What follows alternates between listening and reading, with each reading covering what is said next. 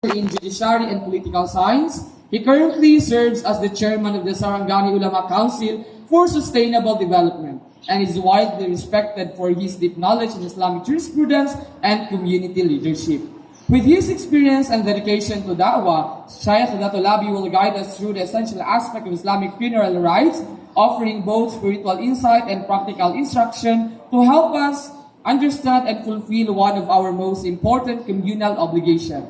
Thus, don't miss this meaningful opportunity for this afternoon Janaza workshop. Let us give a warm welcome to our invited guest speaker, resource speaker for this afternoon Janaza workshop with the theme Embracing the Inevitable Death in Islam. No other than Shaykh Dato' Labi Kalunsham. Falyatafaddal fadilatuka mashkuran ma'azin.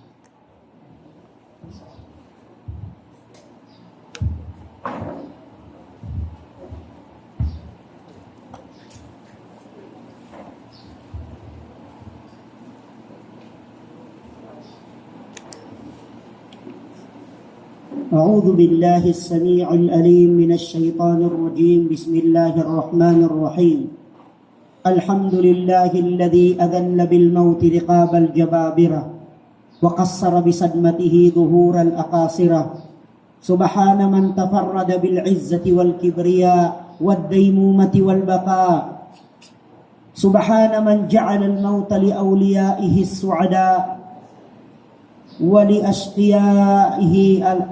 ولأعدائه الأشقياء صلاة وسلاما دائمين متلازمين على خير خلق الله وعلى آله وصحبه أجمعين ومن اكتفى أثره واستنى بسنته إلى يوم القرار وسلم تسليما كثيرا.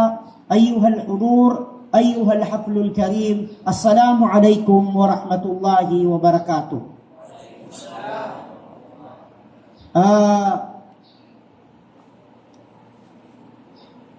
Pinapasalamatan natin si Allah subhanahu wa ta'ala dahil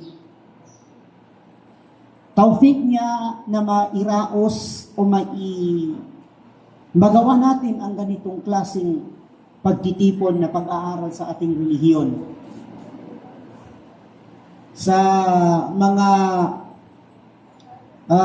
tao, mga person na naging involved, although hindi na natin mabanggit dahil medyo nahuli tayo sa oras, gusto ko po na pagsumikapan na yung binigay na time sa diskusyon ay marami tayong makukuha insyaallah ta'ala. At bilang kapatid ninyo, isang karangalan sa amin na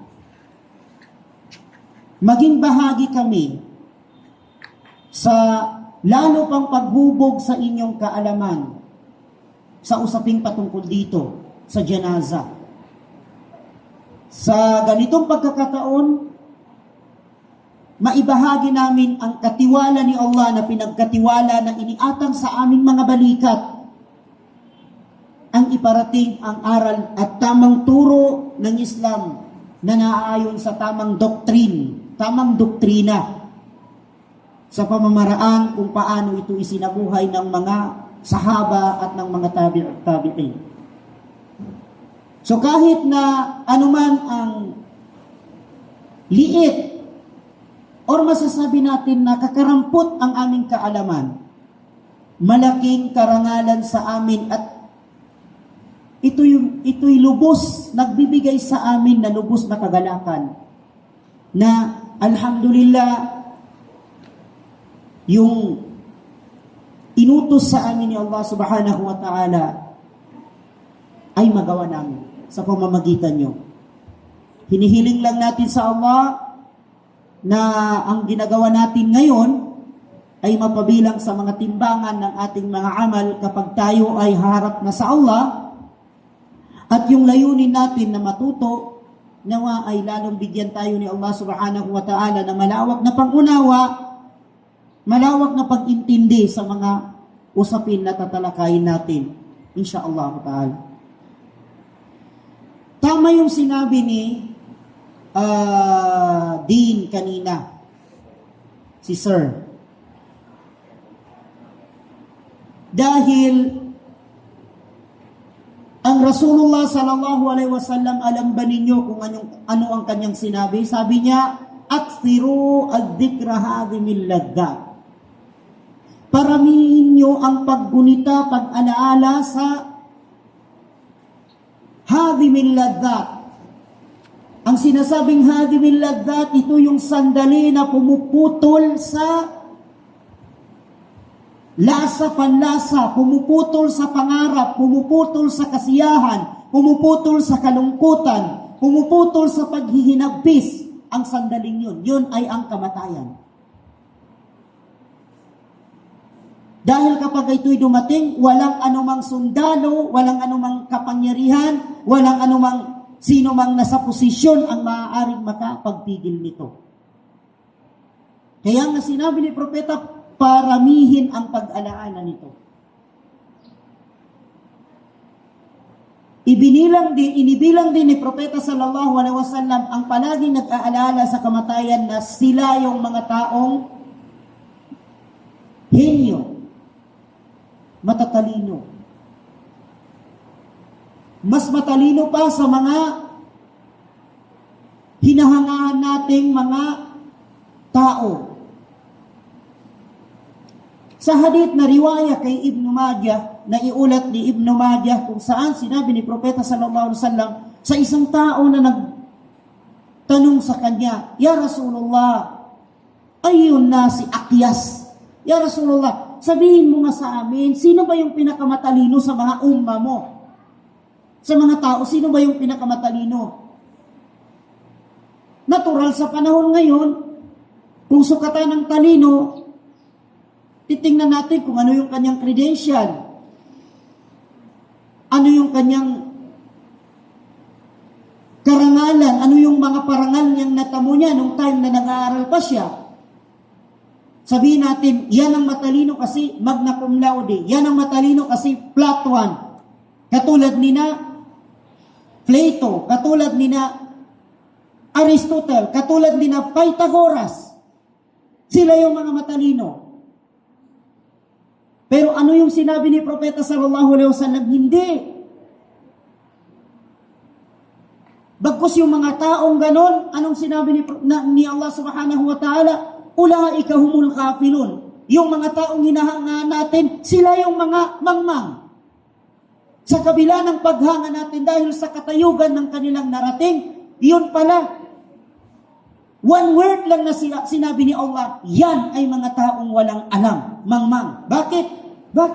Ya'lamuna zahiran minal hayatid dunya wa hum 'anil akhirati hum ghafilun. Dahil alam na nila lahat ng mga usapin dito sa mundo. Alam nila yung ano yung napapalaman doon sa kailaliman ng lupa, doon sa kaitaasan ng langit, doon sa kung ano yung pinakamalalim at anong nangyayari diyan sa ilalim ng dagat. Alam nila. Subalit sabi ni Allah, wabil akhirati hum ghafilun. Pag sa kabila ng ganong katanyagan, sa kabila ng ganong kakayahan, pagdating sa akhirat, mangmang sila. Anong sinabi ni Propeta sallallahu alaihi wasallam? Ang pinaka matalino sa lahat ng nilalang ay yung taong aktharuhum lil mauti dhikran wa ashadduhum isti'dada. Iyong mga taong palagi nilang inaalala na sila ay mamamatay din. Kapag nakaakyat ka sa entablado, isipin mo, may hangganan yan. Gamitin mo ang kapirasong shahada, kapirasong certificate. Gamitin mo yung TOR mo na pinagkaloob sa iyo ni Allah, yung utak, para matamo yung natamo mo ngayon. Gamitin mo para sa iyong kamatayan. At sa ganong kalagayan, ikaw ang pinakamatalino. Kahit na lahat ng grade mo ay 3, incomplete, 5, ikaw yung pinakamatalino. Kung pinagkalooban ka ni Allah subhanahu wa ta'ala ng biyaya, ginagamit mo or nagamit mo yon para sa iyong kamatayan.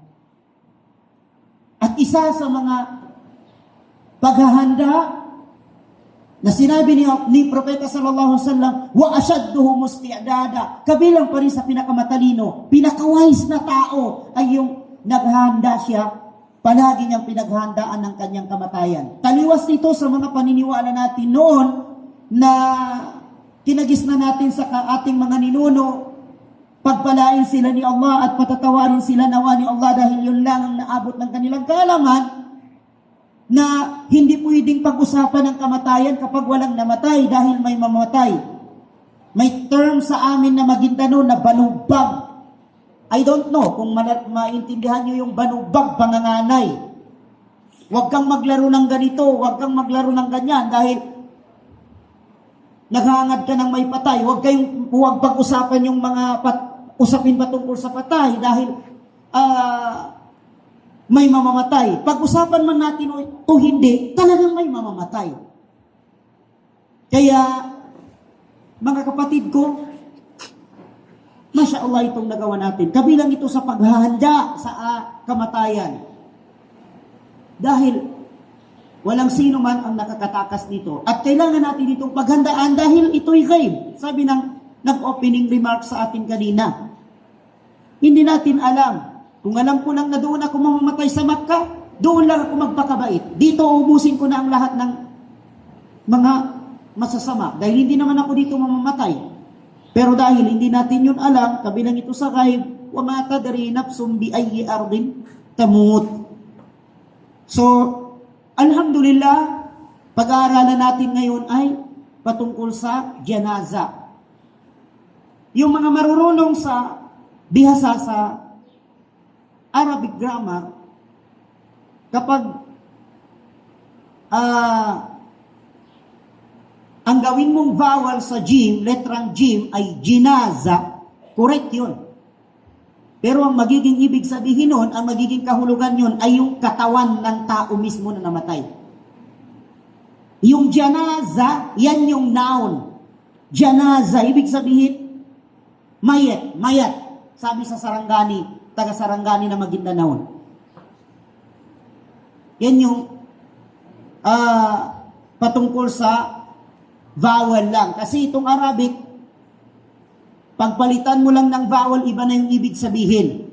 Ganun kahanay, sa Bisaya pa, ganun kahanay ang Arabic language, dahil ito'y language ng mga tao na ginagamit doon sa paraiso. Hiningi natin sa Allah na lahat tayo makapasok sa paraiso. Allahumma amin. Tayo. Magsimula tayo sa, kahit na medyo anuin natin ng konti. Dahil, siyempre, bago ka mamatay, ano yung unang mangyayari? Usually, kabilang sa mga binaril, aksidente, pero kung yung hindi na aksidente, ano yung unang mangyayari bago siya mamatay? Magkakasakit, di ba? So, dito muna tayo. May mga rule, may mga batas na sinabatas ng Sharia Islamiyya patungkol sa taong nagkakasakit. Kapag yung taong may sakit, at alam na niya or sa tingin niya malubha na yung kanyang kalagayan, ano yung unang-una niyang dapat gawin? An yahsuna dhanna billah. Mabuti ang kanyang hinala sa Allah subhanahu wa ta'ala. Huwag natin sabihin, halimbawa kapag tayo ay nagkakasakit at nakaratay na tayo sa banig ng kamatayan, ay tiyuba na ito ni Allah. Siguro mauna ni ang tiyuba sa mga naunang nahimo na ako. Hindi pwede yun. Dapat mabuti yung hinala mo sa Allah subhanahu wa ta'ala, husnul dhanni billah. Sinabi ni Propeta sallallahu alaihi wasallam sa hadith na naiulat ni Bukhari sa kanyang hadith na authentic, kung saan sinabi niya,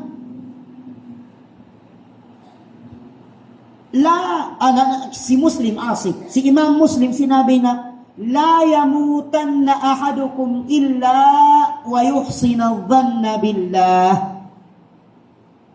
Hatta wala budda wa in kunna fa'ilan aw wa in kana fa'ilan falyaqul Allahumma in kanatil hayatu khairan li ma kanat Allahumma ahyayni ma kanatil hayatu khairan li wa tawaffani ma kanatil wafatu khairan li. Anong ibig sabihin noon? Sinabi ni Propeta sallallahu alaihi wasallam, walang mamamatay na iisa man lang sa inyo maliban na mabuti ang kanyang hinala, mabuti ang kanyang puso sa Allah subhanahu wa ta'ala. Kahit na yung kanyang karamdaman ay nasa yugto na parang mamamaalam na siya sa mundo, ay ang dapat na mamumutawi sa kanyang bibig ay ganitong dua. Itong dua na binasa ko kanina, kung hindi alam sa Arabic, i-Maguindanon, i-Tagalog, i-Bisaya, Isangil, i-Maranao, i-Tausog. Anong sabi ni Propeta na tinuro na sa atin? Allahumma ahyayni ma kanatil hayatu khairan li. Ya Allah, buhayin mo pa ako kung ang pagkabuhay ko o pag-extend ng aking buhay ay makakabuti sa akin. Wa tawaffani ma kanatil wafatu khairan li. At kunin mo na ako kung ang aking kamatayan ay yun ay makakabuti sa atin. Dapat mabuti ang ating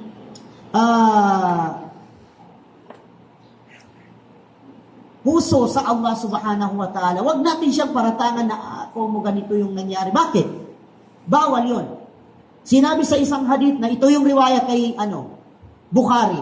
Ala inda banni abdi bihi. Ako, kung ano yung hinala, kung ano yung sinasabi ng puso ng alipin sa akin, ganun ako, sabi ni Allah. So wag natin paratangan si Allah na pinapagalitan niya tayo. Mabuti yung dapat na ma-intention ang ating puso sa Allah kung magkakasakit tayo ng malubha. Okay, kabilang sa mga rule, ay kailangan sa taong may sakit or nagkakasakit na magbigay siya ng wasiya. Magbigay siya or sabihin niya doon ang kanyang wasiya. Ano ba ito, sir? Last will, testament? Ba't ang tamang term dyan? Magbigay siya ng huling habili. Na kapag ito, ang kadar ni Allah, mga anak, mga kapatid, mga babo, mga bapa, tandaan nyo na nagkaroon ako ng utang sa kay ganito. Yun, magbigay siya ng mga ganong testamento. Okay.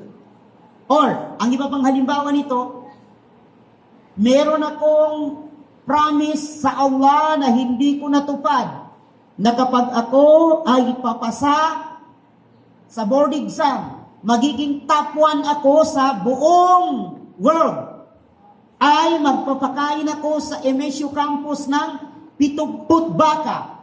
So, kailangan tuparin yun. Pero example lang yun, example yun. Never mind na matutupad yun. Kaya saan ka kukuha ng 70 nga, bakara? Ang ibig kong sabihin, ang punto natin dito, yung kaya na i-implement, so marapat yun na i-implement ng mga nabilin na kamag-anak ng may sakit. Kung yun ay mamamatay na siya. So ganon. Kabilang pa rin sa dapat niyang iwasiya ay yung mga kanyang close friend. Kapag mamatay ako, ito yung mga taong mahal ko, mahalin nyo rin sila, ganon. In short, dapat sa may sakit ay magbigay siya ng testament para walang fitna. Patungkol naman doon sa pamana, mataas itong issue, ay wala. La wasiyata lil warith. Kapag sa pamana, siguro I think sa Sharia, may Islamic, merong Sharia dito sa Islamic Studies, dito sa MSU Jensen, narinig ko kay Sir Borhan, if hindi ako nagkakamali, siguro napapag-aralan nyo yung faraid. So sa faraid, wala. Hindi yan pinapasukan ng mga habilin. Si Allah ang nagbibigay ng takda dyan. Hindi pwede na, ay dahil bunso ka at mahal na mahal kita, anak, yung 1 hektar, wag mo nang ibigay sa mga kapatid mo. No. Bawal yon. Lantaran yon na pagbigay or pagiging tiwali sa mga right ng iyong tagapagmana. Hindi yun po pwede. Basta pagdating sa faraid or sa pamana ay hindi yun pinapasukan ng wasiya. Payag. Ngayon, kapag dumating na sa punto na yung tao ay nasa ihtidar na siya, andoon na siya sa ihtidar. Anong ibig sabihin ng ihtidar? Ito yung yugto or ito yung huling sandali niya na mamamaalam na siya sa mundo. Nasa banig ng kamatayan na siya at meron ng mga senyales na lilisanin na niya ang mundo. Siyempre, yung mga, lalong-lalo na yung mga malawak ang kanilang experience, kapag malaman nila ang mga ganito, na yung namatay or yung may sakit ay parang andoon na siya sa ihtidar, andoon na siya sa sakratul maut, marapat sa mga may alam doon na wag nang iwanan yung may sakit. Wag nyo nang iwanan. Pero may liliwanagin lang tayo sa batas na ito. Ang hindi pwede doon yung malambot ang puso na sumisigaw. Nay, tay, anong nangyari? Wag mo kaming iwan. Mahal na mahal ka namin, kailangan ka pa namin. Ano yun? Ikaw ba ang tagadikta ng kadar? Kapag mayroon kayong mga kasama na andoon, pilitin niyong paalisin doon sa lugar na yon. Dahil mawiwiswas, maiistorbo yung nag-iihtidar, yung nagsasakratal maut. Ang andoon lang yung wala masyadong kaya niyang labanan ang kanyang emosyon. Although hindi natin, may mga tao na hindi rin kaya, dahil ang puso naman ay talagang pagdating sa mahal sa buhay, wala namang sigurong hindi nagdadalamhati kapag dumating ang ganitong oras. No, isa ito sa pinakamalaking pagsubok sa atin na dapat paghandaan. Yung iba nga dyan na nagmamahalang mag-asawa, magkakapatid, sabi niya, hindi ko talaga makayanan kapag mamatay ka, dapat sabay tayo. Pero wala tayong magawa. Kailangan natin ito. Siguro ito, mangyayari talaga ito. Okay. So, ano yung dapat nating gawin kapag nakikita natin or andoon tayo sa taong nag-iihtidar? So, yun yung sinabi kanina, unang-una na gagawin natin ay talqinuhu bisyahada. Bulungin natin sila, ibulong natin sa kanila ang la ilaha illallah, kalimatut tauhid. Yan yung batas. Nariwaya na nanggaling kay Sa'id Al-Khudri radiyallahu an, sinabi ni Propeta sallallahu alaihi wasallam, laqinu mautakum la ilaha illallah. Ang ibig sabihin ng talqin ay ipaalala sa kanya yung kalimatut tauhid. Bakit? Dahil sabi ng mga ulama, yung taong nag-iihtidar, nagsasakratul maut, ay dahil li shiddati karbihi, dahil sa sakit, sa tindi ng sakit, na sinabi